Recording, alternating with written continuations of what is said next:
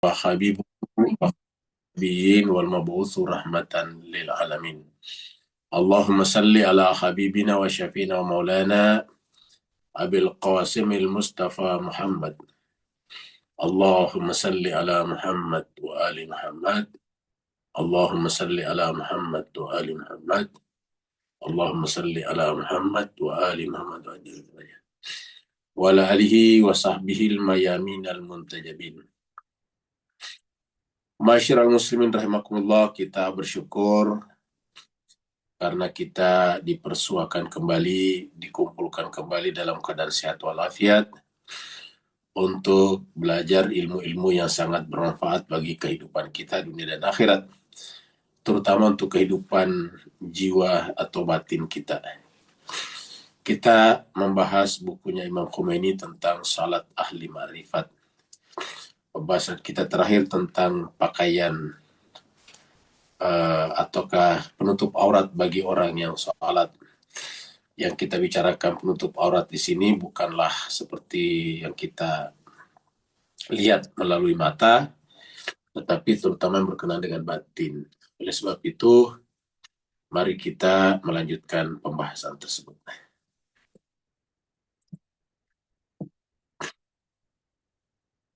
Terakhir, pada hari Sabtu yang lalu, 23 Mei, sudah sampai di sini. Ya. Jadi kita terakhir di sini dan sudah selesai di sini. Jadi ini adalah pembahasan tentang ini sudah selesai, kita akan pindah pada bab baru. Sebelum kita pindah, kita kutipkan dulu pembahasan terakhir. Kalimat atau kata-kata Imam Khomeini rahmatullahi alaih. Beliau berkata, selama seorang hamba sibuk mengenali dan meneliti aib-aib dirinya dan meninggalkan semua hal yang dicela oleh agama Allah, maka dia akan terlepas dari berbagai bahaya. Jadi ingat, meneliti aib-aib diri kita, maka kita akan terlepas dari berbagai bahaya. Kita akan karam dalam lautan rahmat dan beroleh mutiara-mutiara hikmah dan bayan. Sebaliknya, selama seorang hamba masih lupa akan dosa-dosanya, artinya lupa dirinya, tak mengenal aib-aibnya, tidak melakukan muhasabah, dan berpegang pada daya upayanya sendiri, bersandar pada kemampuannya, maka ia tidak akan memperoleh kejayaan untuk selama-lamanya. Inilah terakhir pembahasan kita. Sekarang kita masuk pada bab baru, bab 3. Adab-adab kalbu pada tempat sholat. Ya. Jadi tadi di sini terakhir di halaman 138. Ya. Sekarang kita masuk pada halaman 140 karena 139 kosong. Ya. Halaman 100, ini 139 ternyata, halaman 139 ya. Bab ketiga. Judulnya adab-adab kalbu pada tempat salat. Jadi di tempat salat. Di sini kita akan belajar pasal per pasal. Pasal pertama, mengenal tempat salat. Jadi apa itu tempat salat? Nah, kita lihat catatannya di sini. Catatannya di sini ya. Ini adalah bab 3. Ya. Bab 3 tadi kita lihat ini bab 3 ini ya, bab 3. Kemudian tempat salat tadi ada catatannya 1. Jadi kita baca ini. Asy-Syahid berkata, adapun mengenai tempat salat, kan judulnya tadi tempat salat. Adapun mengenai tempat salat, maka ketahuilah bahwa engkau berada di hadapan raja di raja, the king of king, rajanya para raja, yaitu Allah SWT. Engkau akan bermunajat dengannya, berdoa kepadanya, dan memohon ridho dan perintahnya atasmu dengan pandangan kasih sayang. Carilah sebisa mungkin tempat yang layak untuk semua, seperti masjid dan makam orang-orang suci. Jadi carilah sebisa mungkin tempat yang layak untuk semua. Semua itu, semua yang kita inginkan sini. Seperti masjid dan makam orang-orang suci. Nah, disinilah pentingnya kita datang ke makam orang suci. Karena kalau makam orang suci, otomatis juga biasanya jadi masjid.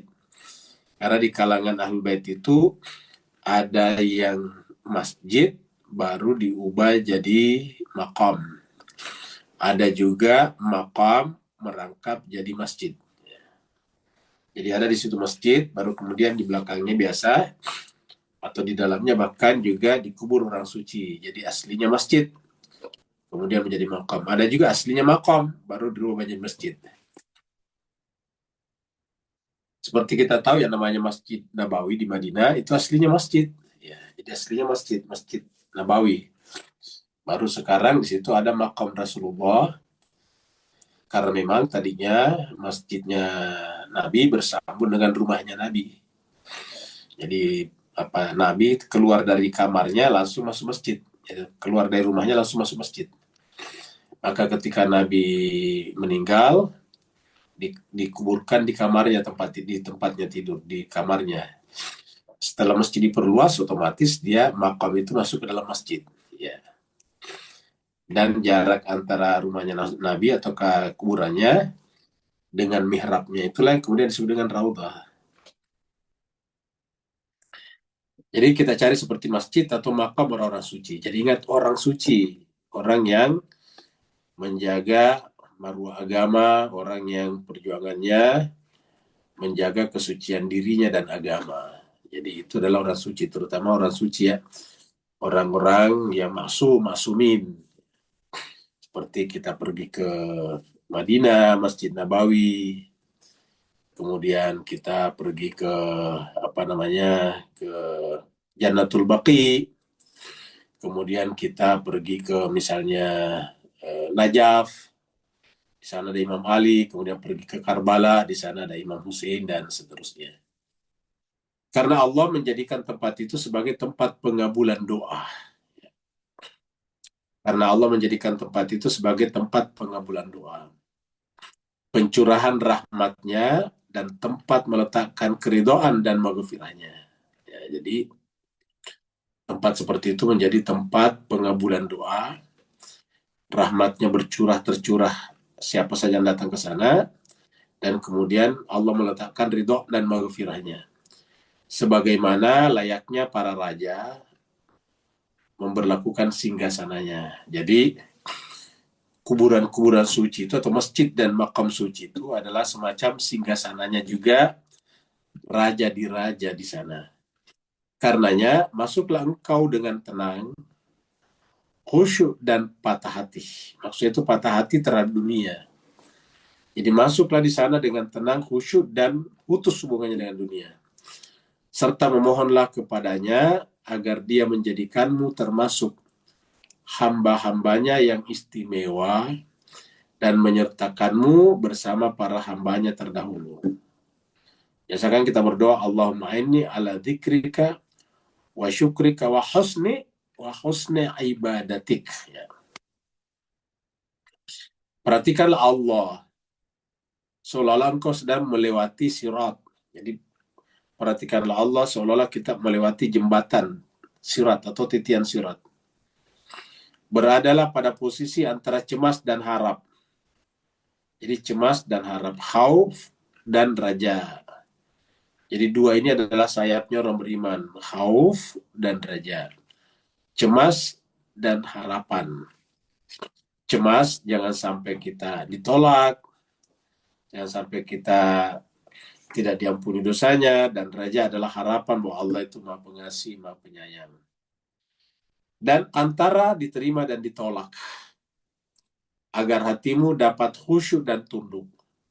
Di satu pihak kita takut, penuh dengan ketakutan, tawadu, sedangkan di pihak lain penuh dengan harapan.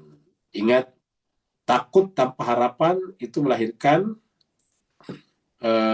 ketidakpastian yang berlangsung lama. Sedangkan harapan tanpa takut itu melahirkan semacam mengentengkan. Jadi harus khauf dan raja. Agar hatimu dapat khusyuk dan tunduk. Sehingga engkau mendapatkan curahan rahmat, kasih sayang, dan perhatian darinya. Seorang arif bernama Al-Qadi Said Al-Qumi berkata, jadi bernama Said Al-Qadi itu arti dia adalah hakim, ya. Namanya Said Al-Qumi. Said namanya, dia orang Kum, makanya disebutkan Said Al-Qumi. Berkata, sesungguhnya tempat itu berpengaruh dalam menutup hati dari menghadap kepada Allah. Jadi sungguhnya tempat itu berpengaruh dalam menutup hati dari menghadap kepada Allah. Jadi ingat, tempat berpengaruh. Artinya bahwa kalau kita ada di pasar, beda dengan kalau kita ada di masjid. Kalau kita ada di pasar, itu pasti berurusan dengan kebutuhan-kebutuhan material kita. Sedangkan kalau kita ada di masjid, berhubungan dengan kebutuhan-kebutuhan batinnya kita. Jadi sungguhnya tempat itu berpengaruh dalam menutup hati dari menghadap Allah. Kecuali hati orang-orang yang mempunyai ahwal. Ahwal dari kata ikhwal, dari kata hal. Salah satu tingkatan maqam suluk. Ya, ahwal itu adalah hal-hal. Mereka pada setiap keadaan tidak lengah darinya. Jadi mereka pada setiap keadaan tidak pernah lengah dari Allah. Lihatlah di mana engkau melihat hadrat pemilik kebesaran. Jika engkau belum keluar dari maqam indrawi, yang kita bicarakan tadi, indrawi, akli, dan kemudian kalbi, atau kayak disebut tadi istilahnya kalau filsafat, apa namanya, kalau akal itu namanya bahti, kalau indrawi tadi adalah hisi. Jadi ada hisi, ada akli, dan ada kalbi atau kazauki. Jika engkau belum keluar dari maqam indrawi, kita masih terpukau dengan hal-hal yang kita lihat, yang membuat kita terkesan adalah yang kita lihat, yang kita dengar, maka itulah puncak kekurangan. Nah, jadi puncak kekurangan itu kalau kita masih berada di maqam indrawi. Jadi yang menyenangkan hati kita yang kita lihat, yang kita dengar. Yang menenangkan hati kita yang kita lihat, yang kita dengar. Kita lihat di sini misalnya kota-kota, tempat-tempat, atau warna-warni. Nah, itu adalah maqam indrawi namanya. Maka Imam Khomeini mengatakan apa? Al-Qadi mengatakan itu adalah kekurangan, puncak daripada kekurangan. Berusahalah memasuki masjidnya hati. Jadi berusahalah memasuki masjidnya hati. Maksudnya di hati kita itu sebetulnya adalah masjid. Agar engkau memperoleh salatnya seluruh anggota dan perasaan. Jadi kita memperoleh salatnya seluruh anggota dan perasaan. Artinya kalau kita salat harusnya seluruh anggota, bagian-bagian tubuh kita dan jiwa kita dan perasaan kita atau kesadaran kita ikut di dalam. Makanya kalau kita salat walaupun sendiri, dianjurkan atau disunahkan untuk qomat. Nah pertanyaannya sekarang ialah, kalau kita sendiri salat, baru kita qomat, dan kita mengatakan hayyalas sholah, siapa yang kita panggil salat? Kan cuma sendiri. Sedangkan dalam qomat itu kan ada kata hayyalas sholah, mari salat. Nah yang dipanggil di situ adalah anggota tubuh kita, anggota batin kita, anggota kesadaran kita. Jadi kita memanggil seluruh bagian-bagian batinnya kita, termasuk perasaan kita atau kesadaran kita. Ayo mari sini kumpul, kita sholat, kira-kira gitulah. Karena biasa kita sholat, kesadaran kita kemana-mana, jalan ke kota-kota, jalan ke pantai-pantai, jalan ke gunung-gunung. Nah begitu. Jadi kita panggil kembali dulu sholat. Ya. Jadi agar engkau memperoleh sholatnya seluruh anggota dan perasaan. Jika engkau berusaha memasuki Ka'bah rohani, ya, Ka'bah rohani dalam jiwa kita. Jadi jika engkau berusaha memasuki Ka'bah rohani, sehingga engkau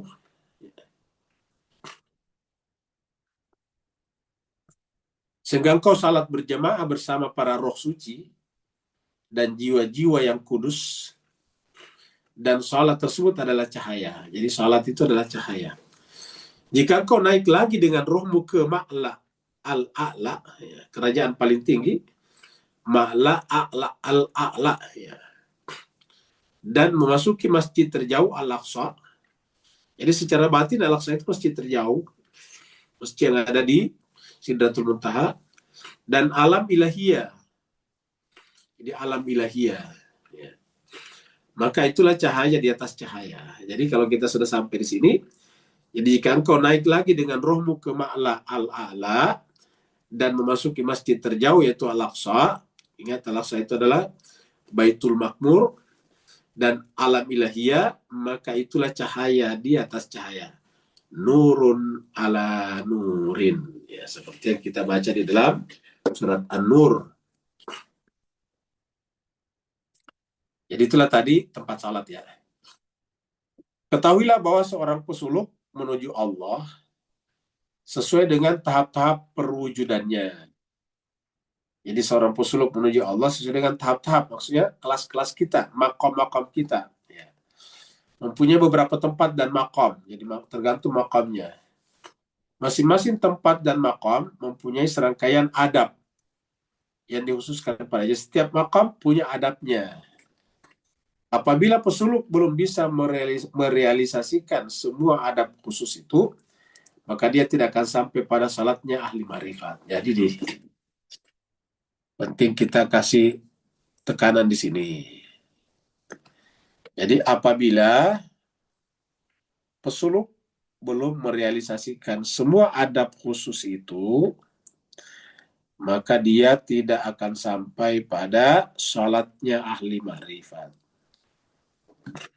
Ingat, pesuluk itu adalah orang yang sudah memutuskan menempuh perjalanan kembali kepada Allah, menuju kepada Allah. Itu adalah pesuluk.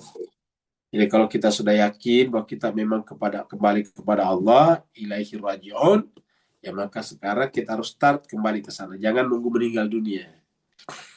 Jadi kalau ada orang yang belum mengambil posisi kembali kepada Allah, berarti belum bersuluk. Ya.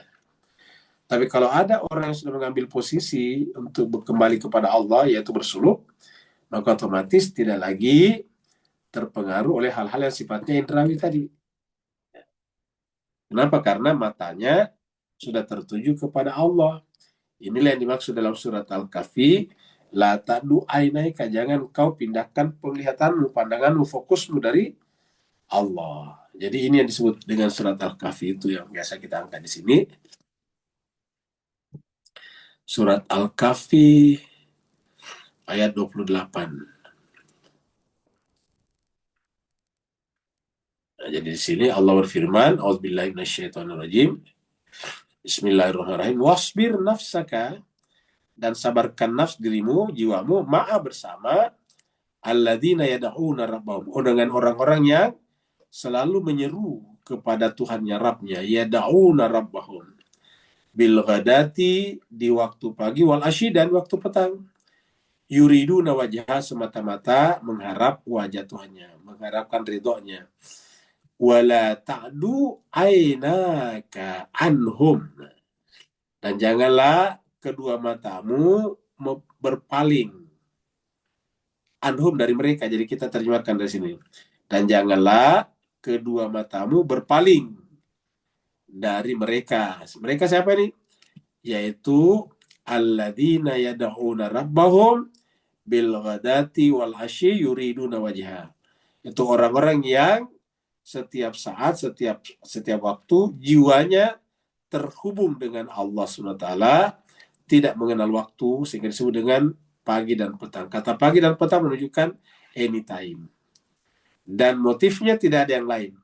Motifnya bukan supaya rezekinya lancar, motifnya bukan supaya penyakitnya sembuh, motifnya supaya dia tidak terhambat oleh kesulitan-kesulitan, motifnya tidak karena ingin sukses dalam bidang politik, tetapi apa motifnya? Yuriduna wajahahu, semata-mata karena menginginkan, mengharapkan wajah Allah. Yuriduna wajahahu. Kenapa wajah Allah? Karena selain daripada wajahnya akan binasa. Kulluman alaiha fan wa yabqa wajhu rabbika dzul jalali wal ikram. Jadi kulluman alaiha fan, semuanya akan hilang, binasa. Wa yabqa, dan yang akan tetap, yang akan tersisa adalah wajhu rabbika, wajah Tuhanmu, dzul jalali wal ikram. Wajah Tuhanmu, kalau Tuhanmu dikasih ganti wajhu rabbik, rabbiknya diganti dengan dhamir yang lain menjadi wajahu. yuriduna wajhahu. Makanya wala ta'du ainaka anhum. Lalu apa biasa membuat mata kita berpaling dari mereka? Turidu zinatal hayata dunia, karena kalian menginginkan perhiasan kehidupan dunia. Kata perhiasan di sini dijangkau dengan panca indera tadi. Ingat panca indera. Turidu zinatal hayati dunia, karena kalian ingin mendapatkan perhiasan kehidupan dunia. Turidu zinatal hayati dunia. Nah, jadi sudah lihat ya, apabila pesuluk belum bisa merealisasikan semua adab khusus itu, maka dia tidak akan sampai pada salatnya 5 hari. Karena berarti kita masih terpengaruh oleh hal-hal yang sifatnya indrawi tadi. Masih terpengaruh oleh hal-hal yang sifatnya mata, telinga, yang dijangkau oleh mata. Misalnya kita pengen beli tas branded. Itu kira-kira tas branded, apakah bermanfaat bagi orang yang matanya tidak ke situ? Jawabannya tidak. Jadi orang merasa bangga dan akan menjadikan itu tujuan selama matanya masih terpukau dengan tas-tas branded. Ya. Nah, jadi seperti itu. Jadi inilah yang apa namanya? Inilah yang membuat orang berpaling. Bahkan banyak orang melakukan kejahatan, korupsi misalnya, karena ingin tampil dengan tas-tas branded itu. Padahal kata Imam Khomeini dalam pembahasan kita beberapa waktu yang lalu, kalau kita mengetahui hakikatnya tas branded itu adalah kulit hewan. Dibuat dari kulit rusa, kulit sapi, bahkan kulit buaya misalnya itu. Jadi tidak lebih dari itu. Kok tiba-tiba kita manusia yang merupakan Bani Adam yang dimuliakan Allah, tiba-tiba mau melakukan hal yang bodoh, hanya karena pengen mendapatkan kulit buaya. Ingin mendapatkan kulit rusa. Ingin mendapatkan kulit sapi. Seperti itu. Ya, terpukau dengan istilah asli, kulit asli. Nah, itulah kita manusia. Makam pertama adalah tahap perwujudan. Jadi makam pertama kita bicarakan di sini. Kita bicara makam pertama. Makam pertama kan tadi ada beberapa makam ya. Jadi di sini katakan tadi ada beberapa tempat dan makam ini.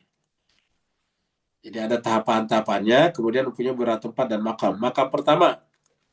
Jadi ini makam ini dari sini ya. Beberapa tempat dan makam. Makam pertama adalah tahap perwujudan wadah. Wadah itu wadah. Wadah itu wadah. Apa namanya? Penampung. Jadi tahap perwujudan wadah dan tingkat lahiriah duniawi. Kita pertama adalah tahap perwujudan wadah dan tingkat lahiriah duniawi. Ya. Tempatnya adalah tanah dan bumi. Wadah itu kan tubuh kita adalah wadah ya, wadah daripada rohani kita. Tempatnya adalah tanah dan bumi. Kita diciptakan dari tanah. Rasulullah Shallallahu Alaihi Wasallam bersabda, tanah dijadikan untukmu dalam keadaan suci dan tempat untuk bersujud atau masjid. Jadi tanah ini adalah suci. Makanya kalau kita tidak ada air, boleh bersuci dengan tanah. Kalau kita sujud, sangat dianjurkan untuk sujud ke tanah. Jadi tanah dijadikan untukmu dalam keadaan suci dan tempat untuk bersujud, masjid. Jadi tanah dijadikan untukmu dalam keadaan suci dan tempat untuk bersujud atau masjid. Jadi kita kasih dulu tanda ini. Tanah dijadikan untukmu dalam keadaan suci dan tempat untuk bersujud. Maka adab pesuluk pada tahap ini ialah memahamkan kalbunya, artinya mengedukasi kalbu kita bahwa penurunan jiwanya dari alam gaib yang paling tinggi ke tadi ma'la al-a'la, ke bumi fisik, ke asfala safilin yang paling bawah ini. Jadi dari tempat yang tinggi tadi al-a'la, ma'la al-a'la, menuju kepada yang paling rendah asfala safilin. Ingat dalam Al-Quran katakan sumbaradadnahu asfala safilin, ke bumi fisik yang paling bawah, dan penyurutan susunannya yang terbaik ahsanut taqwim ini, makanya ada kata ahsanut taqwim di sini. khalaqnahu apa alladzi khalaqal insana khalaqat apa itu? Watin wa zaitun wa turisina hadzal baladil amin. Laqad khalaqnakum fi ahsani taqwim. Laqad khalaqnakum fi ahsani taqwim. Kemudian tsumma radadnahu asfala safilin. Jadi ahsani taqwim, kemudian asfala safilin. Jadi kita ulangi, maka adab pesuluk pada tahap ini ialah memahamkan kalbunya bahwa penurunan jiwanya dari alam gaib yang paling tinggi kita sebut dengan ahsanu taqwim, atau kata di istilahnya ma'la al-a'la, ke bumi fisik yang paling di bawah, ini disebut dengan asfala safilin, dan penyurutan susunannya terbaik, surut dari terbaik ahsanu taqwim menjadi paling rendah asfala safilin. Jadi manusia seperti itu bisa surut, ya.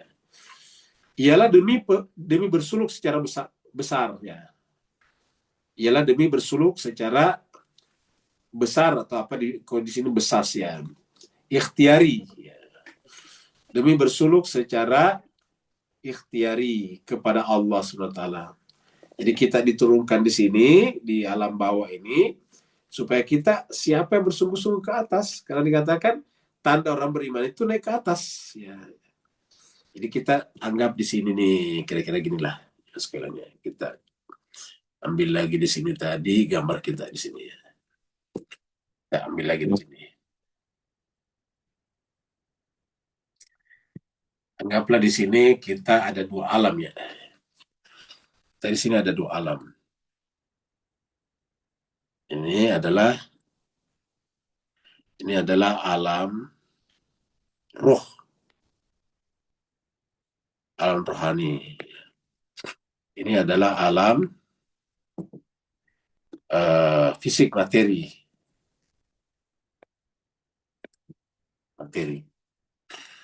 Nah, sekarang kita tadinya di alam rohani itu paling tinggi.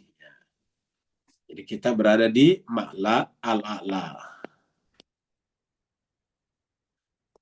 Al-a'la, ya. Atau istilah tadi ahsanu taqwim.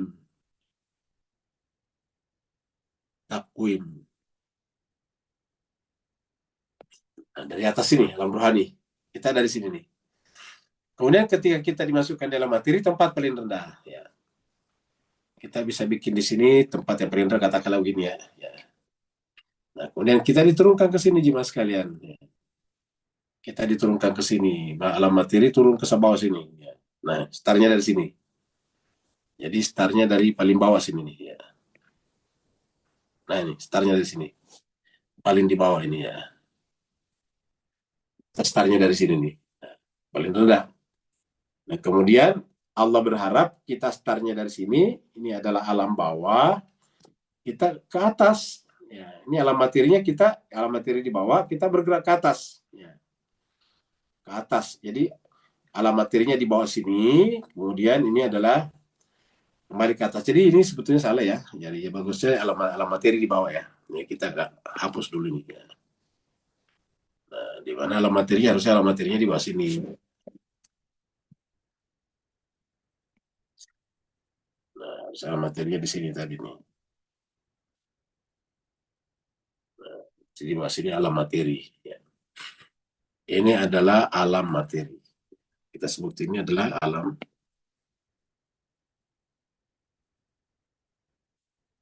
materi. Itu disebut dengan istilah asfala safilin. Ya. Sekarang kita ada di sini nih, jadi nih. Ya. Jadi yang dibicarakan di sini, ini nih, ya ini. Ya. Nah sekarang kalau kita tidak naik, kita berada di bawah sini nih paling rendah. Ya. Ini dalam rohani. Kita naik ke atas lagi, tapi alam rohani setelah kehidupan, nah, ini hidup di sini nih. Ini dalam kehidupan ini kita harus capai ini. Ini adalah alam kehidupan, kita sebut saja kehidupan.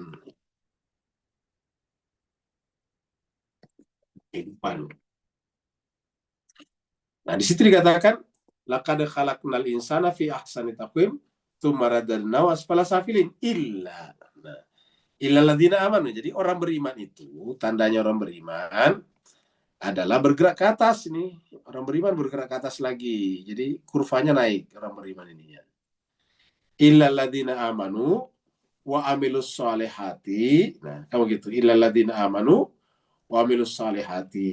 Jadi kecuali. Jadi summa radadnahu asfala safilin illa siapa? Alladzina amanu wa amilus solehati. Dia bergerak. Jadi amanu wa amilus solehati itu menggerakkan kita ke atas.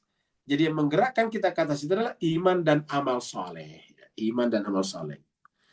Jadi menggerakkan kita ke atas ini adalah iman, ya, iman dan amal soleh, iman, ya, dan amal. Ya.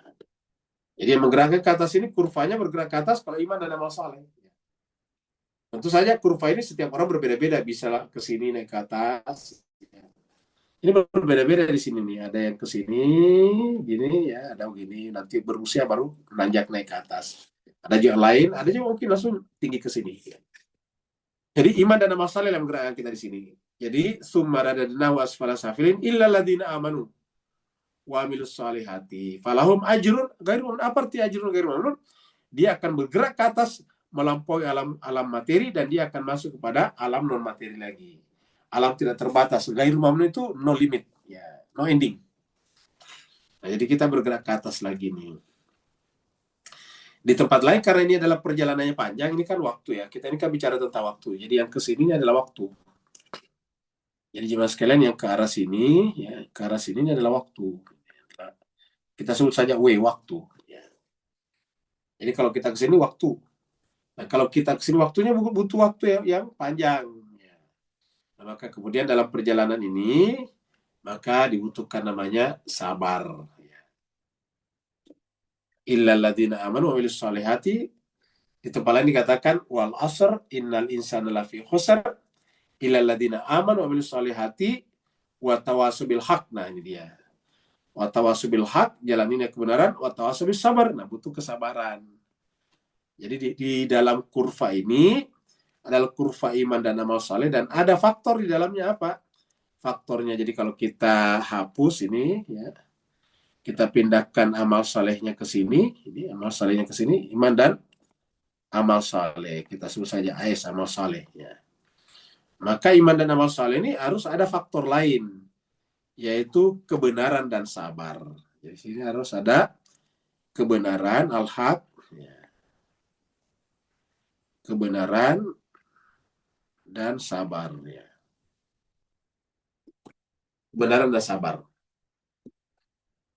Jadi ada faktor inilah. Karena ini kita temu sama kebenaran dan sabar ini kita temukan dalam surat Wal Asri.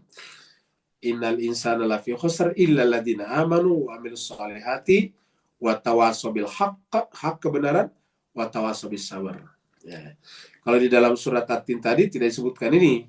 Dikatakan saja summa radadna wasfala safilin illa alladziina amanu wa amilus solihat falahum ajrun ghairu mamnun. Ya. Nah, jadi inilah pergerakan kita ke atas.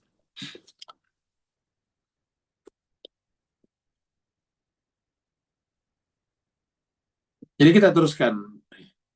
Maka ada pesuluk pada tahap ini ialah memahamkan kalbunya bahwa penurunan jiwanya dari alam gaib yang paling tinggi ma'la al-ala ke bumi fisik yang paling bawah ini asfala safilin dan penyurutan susunannya yang terbaik dari asal takwin menuju kepada yang paling rendah asfala safilin ialah demi bersuluk secara bebas atau ikhtiar ya, secara bebas di sini kepada Allah.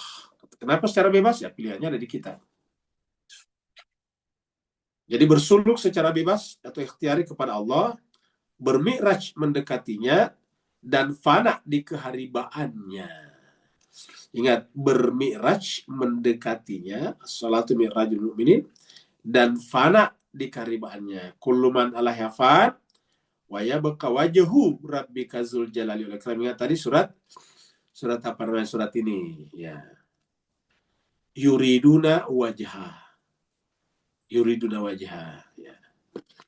Maka mereka hanya ingin mencari keharibaannya, wajahnya. Itulah tujuan penciptaan dan cita-cita terakhir kaum arif, ahli ma'rifat. Tentang hal ini, seorang Ari berkata dari Allah, di jalan Allah, dan menuju kepada Allah. Ya. Minallah, fillah, ilallah. Jadi minallah, fillah, ilallah. Ya. Ini semuanya ada di Quran. Minallah. Inna lillahi dari Allah. Minallah lillah. Kemudian di jalan Allah, fillah. Jadi ada juga fillah. Dan ada juga ilallah. Ya. Jadi ini harus kita sampaikan. Jadi kita ini pergerakannya dari Allah, harus di jalan Allah, dan menuju kepada Allah. Inilah pergerakan kita. Seorang pesuluk patut memahamkan dirinya dan mencicipkan pada daya perasa rohnya, zauk tentunya, bahwa alam wadah adalah masjid untuk mengabdi kepada Allah. Jadi tubuh kita ini adalah dari tanah, tempat sujud. Dia adalah masjid untuk mengabdi kepada Allah, dan kita datang ke sini dengan tujuan itu, yaitu tadi menuju kepada Allah. Sebagaimana Allah berfirman di dalam surat Az-Zariyat 56, wa ma khalaqtul jinna wal insa, ini terbalik ini ya. Wa ma khalaqtul jinna wal insa, kan bukan wa ma khalaqtul insa wal jin, ini terbalik ini ya. Harusnya wa ma khalaqtul jinna wal insa illa liya'budun. Ya, ini adalah jin duluan baru manusia di sini nih. Jadi, dan tiadalah aku ciptakan jin dan manusia melainkan agar menyembahku. Kenapa jin duluan? Karena dari sisi usia memang duluan jin daripada manusia. Jadi jin dulu baru manusia. Makanya di dalam Al-Quran itu selalu jin duluan, tidak pernah manusia duluan. Tapi coba kita cek, siapa tahu ini benar ya. Coba kita lihat di sini. Tapi sepanjang pengetahuan saya, jemaah sekalian, itu selalu jin duluan. 56 ini ya. Wa ma khalaqtul jinna wal insa, ini jin dulu baru manusia ini. Jadi terbalik ini ya. Bukan manusia dan jin ya. Ini pentingnya cek and recheck. Kalau kita menulis itu harus selalu cek and recheck. Karena ini fatal menurut saya kalau terbalik begini, manusia dan jin. Aslinya kan jin dan manusia nih. Wa ma khalaqtul jinna wal insa illa liya'budun. Dan di berbagai tempat itu selalu jin dan manusia dulu. Nah, coba kita lihat di sini. Kita lihat di dalam surat 7 ayat 179. 179. Walakad zara'na li jahannama katsiran minal jin, ini perhatikannya sekalian. Minal jinni wal insi. Ya. Minal jinni wal insi. Jadi jin dan manusia dulu. Ya. Di surat Ar-Rahman, surat 55. Ya, surat 55. Surat 55 ini ya. Ayatnya sekitar berapa ini lupa. Nah, ini adalah ya, biasa ins kamu gitu ya. Kalau di sini penciptaan manusia dan jin, tapi tidak satu ayat ini. Khalaqal insana min salsalin kal fahar wa khalaqal janna min nar. Kalau ini tidak menunjukkan urutan ya, karena ini ayatnya berbeda ya. Kita lihat ya ma'syaral jinni wal insi ya. Ya kita cari cepat di sini aja ya. Ma'syaral jinni wal insi surat Rahman. Ya ma'syara.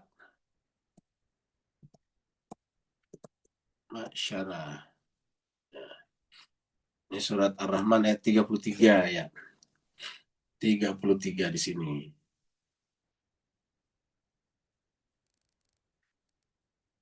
Nah, ini dia. Ya ma'syaral jinni wal insi, jin duluan baru manusia nih. Ya ma'syaral jinni wal insi. Kita lihat lagi sini nih, ini surat Al-An'am juga ya ma'syaral jinni ya. Tapi ini tidak ada insi, ini ada di belakangnya. Ya ma'syaral jinna qad istaksartu minal insi. Kalau ini tidak bersambung ya. Nah, ini ada surat Al-An'am 130. Surat Al-An'am 130 ada lagi ya.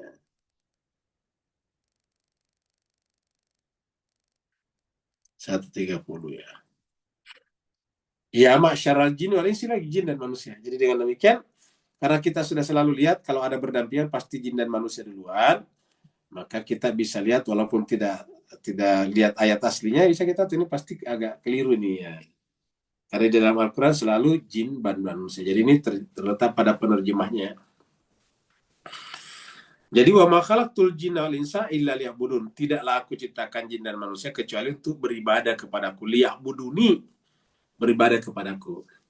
Jika manusia melihat alam wadak sebagai masjid untuk beribadah dan melihat dirinya beriktikaf di dalamnya, maka dia harus melaksanakan segenap adabnya dan berpuasa untuk tidak mengingat selain Allah.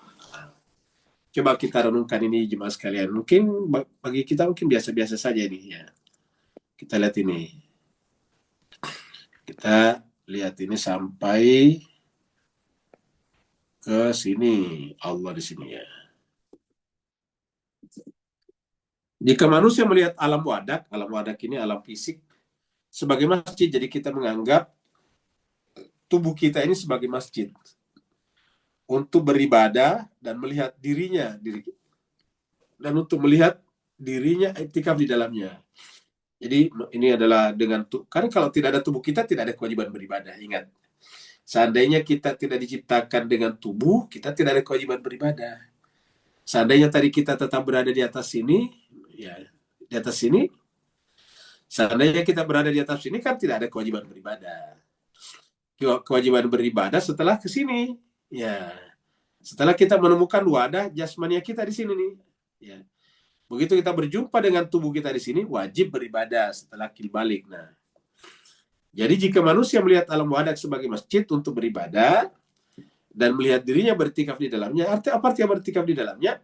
Selama ini kan diri kita itu liar kemana-mana. Diri kita ini seperti burung yang terbang kemana-mana. Padahal aslinya jiwa kita itu harusnya tetap berada di dalam diri kita, kesadaran kita. Dia berada under control daripada kesadaran kita. Tidak boleh kemana-mana. Maka tadi kita katakan, walaupun kita sholatnya sendiri, tetap kita membaca hayyalah sholat. Siapa yang kita panggil untuk sholat? Ya, diri kita. Ingat, diri kita sendiri.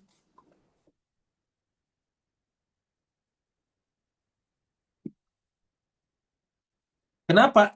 Ya karena diri kita itu terkadang kita duduk di rumah, di dalam kamar, tetapi diri kita itu kemana-mana. Ke pasar, ke mall, ke wayang, bioskop, kemudian ke berbagai tempat. Ya. Nah, itu harus dipanggil kembali. Nah, yang namanya beriktikaf itu artinya dia sudah tetap ada di dalam dirinya. Inilah terjadi pada para manusia suci, dirinya tidak pernah keluar dari dirinya. Ya. Ulangi, dirinya tidak pernah keluar dari dirinya karena dia sudah menemukan bahwa dirinya adalah mahligainya, mahligai Allah. Dirinya adalah arasnya, maka dia juga bersama dia di sana. Huwa ma'akum aina ma kuntum. Jadi jika manusia melihat alam wadah sebagai masjid untuk beribadah dan melihat dirinya beriktikaf di dalamnya, maka dia harus melaksanakan segenap adabnya dan berpuasa untuk tidak mengingat. Nah itu dia, berpuasa untuk tidak mengingat. Kata berpuasa di sini bukan berpuasa Ramadan ya, tapi maksudnya kita menahan diri untuk tidak mengingat selain Allah. Nah ini berat jemaah sekalian ya. Tapi ingat, para nabi, para rasul, para maksumin sudah sampai di tingkat ini. Ya. Kita mayoritas saja diri kita ada pada diri kita beratnya luar biasa ya. Tapi intinya di sini, ya selain adabnya kita juga harus berpuasa untuk tidak mengingat selain Allah. Kalau kita sudah berpuasa untuk tidak mengingat selain Allah, inilah yang disebut dengan ibadah paling tinggi, yaitu ibadahnya khawasul khawas. Kan biasa kita kenal ibadah itu 3 macam, ada ibadahnya orang awam, ada ibadahnya orang khawas, dan ada ibadahnya orang khawasul khawas atau khasul khawas. Ya. Khawas itu khas, khusus. Sedangkan awam itu adalah orang awam biasa, orang kebanyakan. Jadi ibadah orang awam, ibadah orang khawas, ibadah orang khawasul khawas. Kalau ibadah orang awam hanya sekedar menggugurkan kewajiban. Yang penting kelihatan melakukan syariat, menjalankan tata cara yang benar, berwudu, berdiri, ruku, sujud, habis itu salam selesai. Itu awam. Dia belum peduli tentang ketika dia sholat hatinya di mana, ya, matanya di mana, telinganya di mana. Nah, setelah kita melewati level awam, kita naik pada level hawas. Kalau level hawas, apa yang kita jaga? Ya, bukan lagi sekedar berdiri sujud, itu awam. Yang kita jaga adalah panca indera kita, telinga kita, mata kita, agar benar-benar tertuju kepada, kalau kita mata tertuju kepada yang akan kita tempati sujud. Kalau kita sholat, mendengarkan bacaan kita sendiri. Kalau kita sendiri, kalau kita bermakmum atau berimam, kita mendengarkan bacaan imam. Itu namanya level yang hawas. Level khawasul khawas. Level khawasul khawas, dia hanya menyadari dirinya saja. Jadi dirinya. Jadi sudah melampaui panca indera. Jadi kalau tadi awamnya melepaskan kewajiban saja. Terkadang salatnya juga cepat sekali. Jika kemudian ini, hendaknya dia tidak keluar dari masjid penghambaan, ubudiyah. Masjid di masjid tadi ingat diri kita. Hendaknya dia tidak keluar dari masjid penghambaan atau ubudiyah kecuali untuk keperluan, seperlunya. Seperlunya misalnya kita berbicara dengan orang. Kalau kita berbicara orang kan kita butuh ya konsen dengan orang itu. Apa yang dikatakan kita harus perhatikan. Jika dia telah selesai dengan keperluannya, maka hendaknya dia kembali lagi ke dalamnya. Nah, seperti itu. Jadi dia sudah dengan etikaf. Jadi kalau kita kembali ke sini, ya, kalau kita kembali ke surat Al-Baqarah ayat 125, ini 125. Wa'id ja'alna, ya ini benar ya. Wa'id ja'alnal baita mathabatan linnas, dan ingatlah ketika kami menjadikan bait. Nah, ingat karena kita bicara irfan, kita artikan bait di sini bukan di Baitullah, bukan di bekas sana ya. Jadi di bekas sana ada juga itu juga, tetapi karena kita bicara yang batin ya bukan itu. Kalau bicara yang zahir ya itu tadi Baitullah yang ada di Mekah. Tapi kita bicara yang batin, maka di mana bait itu adalah di jiwa kita masing-masing. Wa jalnal baita mathabatan linnas. Jadi jiwa kita itu adalah tempat untuk mengikat kesatuan dengan manusia. Kalau jiwa kita bersikap menolak orang, aba, wastakbara, orang lari. Kita tidak akan bisa bersatu. Ya. Tapi harusnya rumah kita ini harus menjadi rumahnya orang lain juga. Artinya rumah kita bisa menampung siapapun juga. Mata batalinas. Kenapa kata linas? Karena semua orang, apapun agamanya, harus bisa kita terima. Wa idjalnal baita mata batalinas. Baru kemudian wa amna, jiwa menjadi aman. Makanya kenapa dia aman? Karena dia beriman. Wattakhidhu, dan jadikanlah min maqam Ibrahim musalla. Tujuan salat maksudnya di sini. Apa makam Ibrahim? Makam imam. Ada doa kita. Wa ja'alna lil muttaqina imama. Karena di atas ini imam. Ini, ya. Linnasi imama di sini. Nabi Ibrahim di sini nih. Ya, ini Ibrahim. Ya. Jadi makam Ibrahim itu adalah berdasarkan ayat di atasnya adalah linnasi imama. Nah inilah makamnya. Maka kita menjadikan itu sebagai orientasi salat kita. Mim maqam Ibrahim musalla.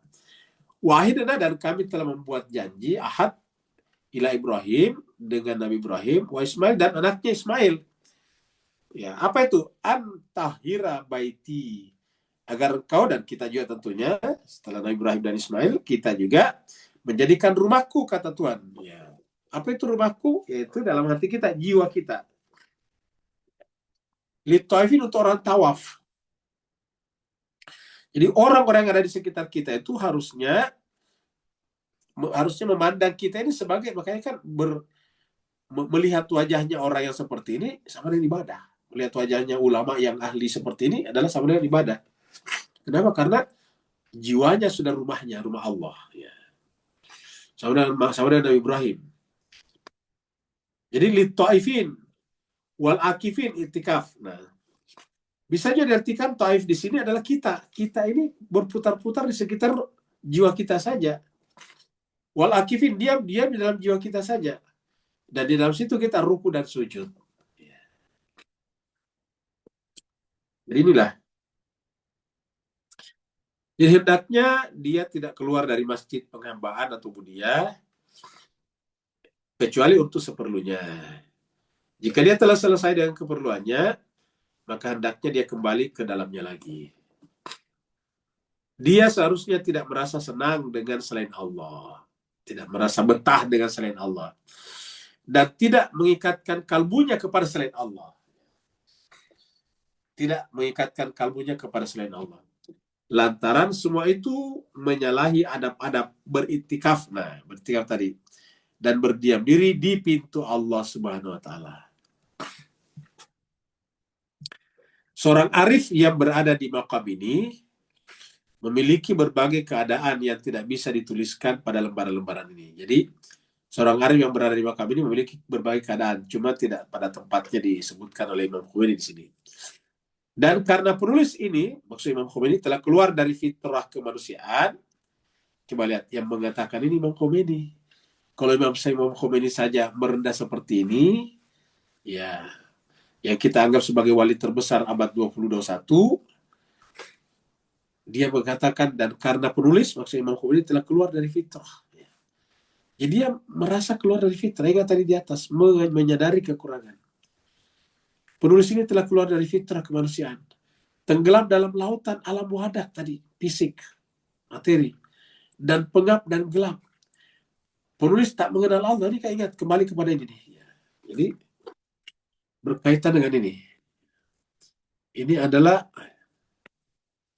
penulis yang dimaksud di sini, ya, Imam Khomeini. Ya.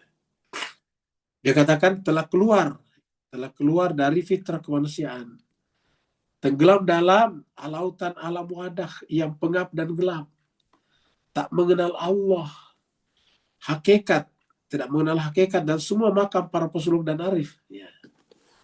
Coba kita lihat. Imam Khomeini berkata begitu. Kalau Imam Khomeini saja berkata begitu, siapalah kita ini? Siapalah kita ini, jemaah sekalian? Maka sebaiknya penulis tidak lagi jauh mempermalukan diri sendiri tentang makam ini. Maka sebaiknya penulis tidak lebih jauh mempermalukan diri. Ya. Jadi kalau kita lebih jauh lagi tenggelam seperti yang dikatakan Imam Khomeini di sini, kita telah mempermalukan diri sendiri tentang makam ini. Penulis, ingat penulis seperti Imam Khomeini ya. Penulis mengadukan nafsu amarahnya. Jadi Imam Khomeini mengaku masih berada di paling bawah. Ingat, ada 7 nafs. Nafs yang paling bawah amarah. Dan Imam Khomeini mengatakan, saya ini masih berada di nafs amarah. Bayangkan ini mas kalian, seorang Imam Khomeini seperti ini. Dan kita sudah berkali-kali menyebutkan di sini bagaimana merendahnya beliau. Bahkan ini kan ditulis ketika masih muda. Bahkan ketika setelah memimpin revolusi Islam Iran pun juga berkata begitu. Saya ini hanyalah debu di kaki kudanya Imam Khomeini, Imam Ali. Ya. Kata beliau, maka sebaiknya penulis tidak lebih jauh mempermalukan diri sendiri tentang makam ini. Maksudnya, tidak pantaslah kita berada makam itu. Penulis mengadukan nafsu amarahnya yang mengajak kejelekan, keburukan kepada zat pemilik keagungan yang kudus, agar dia Allah membantunya maksudnya membantu penulis dengan kelembutannya yang luas dan rahmatnya meliputi segala sesuatu dan memperbaiki apa yang telah lewat. Ya, maksudnya membantu perbaiki kehidupan kita yang telah lewat. Dari umur penulis maksudnya, dengan sia-sia yang masih ada. Sambil mengutip surat Al-Araf ayat 23. Ingat surat Al-Araf 23, doa yang paling sering kita baca, Rabbana zalamna anfusana wa illam taghfir lana wa tarhamna lanakunanna minal khasirin. Ini adalah doa pertama yang diajarkan Allah kepada manusia setelah kasus Adam dan Hawa dengan iblis itu. Surat Al-Araf ayat 23. Ya. Adalah di sini. Surat 7 ayat 23. Qala, keduanya berkata, itu Adam dan Hawa, Rabbana, Wahai Tuhan kami, zalamna, kami telah menzalimi anfusana, diri-diri kami, nafs-nafs kami, dengan mempertahankan nafs amarah tadi. Wa illam taghfir lana, maka jika bukan karena ampunanmu kepada kami, wa tarhamna, dan bukan karena rahmatmu kepada kami, kasih sayangmu kepada kami, lanakunana, pasti, lamnya taukid, lanakunana, kami pasti menjadi minal, bagian daripada orang-orang yang merugi, al khasirin. Jadi seorang Imam Khomeini berkata begitu. Ya. Itu makam pertama. Jadi makam pertama. Jadi berikutnya nanti kita bicara makam kedua. Jadi makam pertama nih, ya tadi di atas. Makam pertama. Jadi makam pertamanya kita kasih warna biru juga biar kelihatan. Nah, sekarang nanti kita masuk pada makam kedua. Jadi kita malam ini kita sampai di sini dulu ya. Tanggal 30 Mei ya, 26. Baik, jemaah sekalian yang mau bertanya dipersilakan.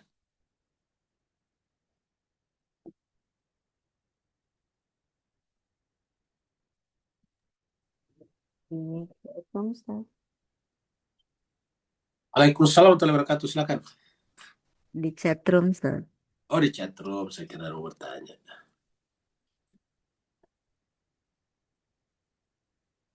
Jadi kita ke chatroom dulu ya. Ini ada pertanyaan dari Sinta. Tadi ayat Al-Quran tertulis jika terbuat dari api. Jin terbuat dari api. Jadi iblis itu dari kaum jin ya. Betul. Jadi iblis itu adalah dari jin. Kana minal jin. Jadi iblis itu kana minal jin. Kita lihat di sini. Jin itu dari api. Sedangkan iblis dari jin. Mana? Kita lihat ini. Ya tulis di sini kana minal jin. Ini dia. Surat Al-Kahfi ya. Nah, jadi surat Al-Kahfi ayat 50. Belum ada di screen. Oh, oke, oke, oke. Ternyata tadi saya keluar ya. Mari kita masuk lagi ya. Ya. Nah, sekarang kita lihat di sini nih. Surat Al-Kahfi tadi ayat 50. Surat 18 ayat 50.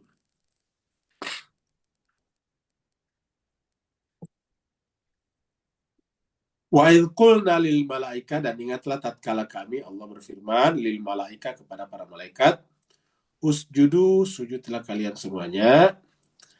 Biasa ada orang membaca isjudu ya. Ini kalau kita yang belajar bahasa Arab harus bacanya usjudu. Ya. Kenapa? Karena dhamma di sini. Ya, ingat apa perintah itu, fa'am fil amr itu dari mudhari'nya sajada yasjudu. Ingat, sajada yasjudu berarti usjudu. Dakhala yadkhulu udkhul, kamu gitu. Ya, udkhul kalau satu, kalau banyak udkhulu. Ya. Sajada yasjudu menjadi usjudu. Wa idh qulna lil malaikati isjudu li Adam, sujudlah kalian kepada Adam. Fasajadu, maka bersujudlah mereka semuanya, yaitu malaikat, illa, kecuali iblis. Kecuali iblis. Siapa itu iblis? Kana minal jin. Dia adalah jin. Nah, gitu. Jadi kana minal jin, dia dari kalangan jin. Ya, jadi saya kira begitu sih. Jadi pertanyaan Sinta tadi sudah terjawab bahwa ya iblis itu dari kalangan jin. Ya, makanya Assalamualaikum Ustadz. ya. Maaf, maaf. Iya, kan kita tahunya gitu ya dari jin. Tapi ternyata kan di ayat itu ditulis Allah berkata kepada para malaikat, sujudlah kepada Adam. Terus yang protes tuh siapa? Yang protes tuh iblis. Nah, berarti iblis tuh masuk kategori malaikat apa jin gitu Ustadz? Jin itu masuk kategori malaikat. Jadi malaikat dan jin tuh sama ya? Sama, malaikat itu artinya dimiliki. Ingat, malaikat itu dari kata malaka, memiliki. Jadi malaikat itu milik Tuhan. Malaikat itu Sama. milik Tuhan, malaikat. Ya. Hmm. Jadi malaikat, makanya malaikat itu nanti terbagi dua. Ada malaikat atas, malaikat bawah. Ada namanya malakutul ala dan malakutus sufla. Malakutul ala yaitu malaikat-malaikat yang tidak pernah berdosa seperti Jibril dan 10 malaikat yang wajib yang kita ketahui itu.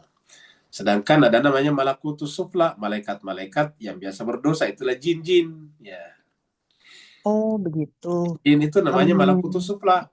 Karena jin-jin ini masih punya hawa nafsu. Kalau malaikat di atas itu dia sudah mampu mengalahkan hawa nafsunya. Jadi ibaratnya gini nih, malakutul a'la itu seperti Jibril dan sebagainya itu adalah maksuminnya para malaikat. Ya, orang sucinya para malaikat. Sedangkan Mereka jin-jin ini, diciptakannya, ya, mereka diciptakannya dalam waktu bersamaan atau duluan sama, yang a'la? Sama bersama, ya?